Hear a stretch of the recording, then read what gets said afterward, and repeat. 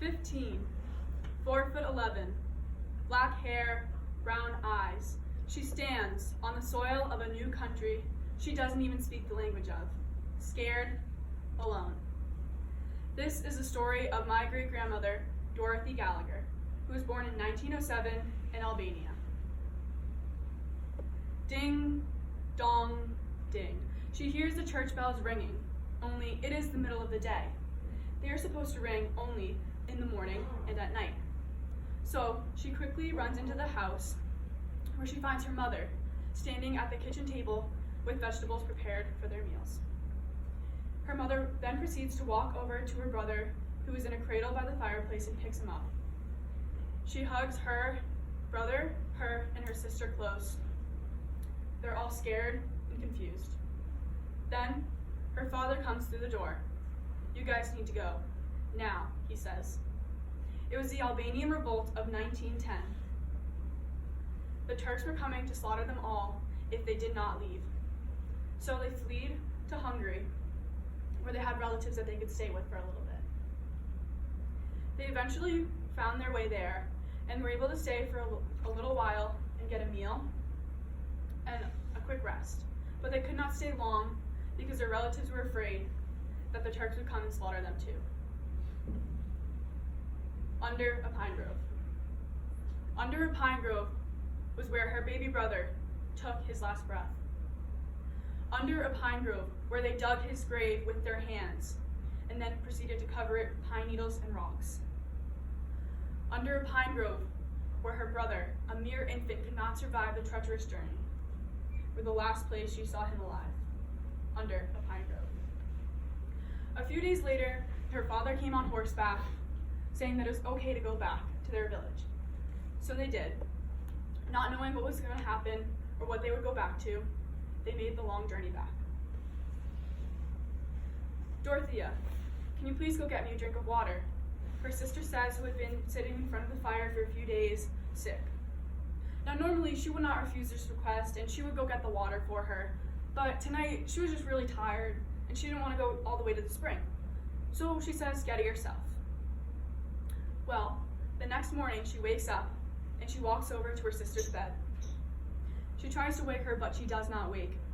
She died in her sleep that night. Now Dorothy was only a little girl at the time, but she carries the guilt from this her whole life, always wondering that if she had gotten the water, would her sister have survived? "Mom," she says, but there is no reply. "Mom," she says again, this time a little more worried and a little more urgency in her voice, but there's still no reply. She walks over to where her mother was sitting on the little bench under the walnut tree and places a hand on her shoulder. But still, she does not wake.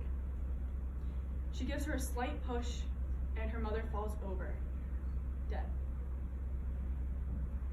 Her mother sat down on that little bench under the walnut tree where she normally did, but today she would not rise from that little bench under the walnut tree because that would be the last place that she took her breath.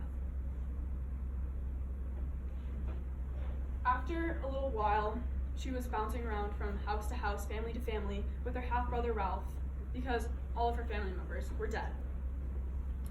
And then a letter came from Ralph's father, who lived in America, saying that it was time for them to go to America with him. They made a trip to Greece, where they would board a ship there and leave. They had to walk over mountains and around big lakes. They eventually found their way there. As they boarded the ship, they looked back on the only place they've ever known, the only place they've ever called home, scared and wondering what was to come. As she arrived in America, she did not speak any English, but she still was able to find a job at a paper company. She worked there for a few years, and then at the age of 18, she met my great-grandfather. He was 38 at the time. They had 11 kids, and she lived a long and happy life. Later in life, when she was asked if she still remembers how to speak Albanian, she says no. Being married to a non-Albanian and being forbidden by his older relatives to speak the language, she has forgotten. But still, when she is addressed in her native tongue, she will reply, but only in English. Now, when I first first heard this story of my great-grandmother, I was really saddened and troubled to hear that someone in my family had gone through such loss and such tough times. But then when I realized how much she overcame this loss and how she was able to move on from it and make a better life for herself, I was really inspired. And now I just want to live my life like her, just taking every second by second, minute by minute, hour by hour, and day by day. 15. She stands 4'11", black hair, brown eyes, scared, alone, on the soil of a new country she doesn't even know the language of. But she is hopeful of a new life.